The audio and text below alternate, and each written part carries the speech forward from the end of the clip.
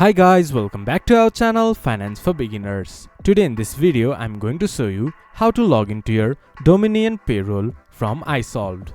To do so, follow some simple steps with me. First of all, open your browser, then go to your default search engine. Then search Dominion Payroll. Login. Then scroll down a little bit. There you can see Login Dominion Payroll. Or directly go to dominionpayroll.isolvedhire.com. It will then take you to the login page of Dominion Payroll. There, enter your email address and your password.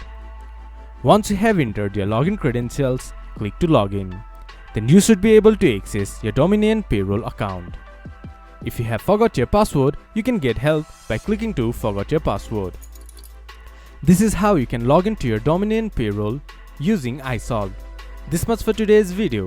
If you guys find our video helpful, please leave a like and comment. And do not forget to subscribe our channel and hit the bell icon. I'll see you guys again in our next video. Thank you for watching.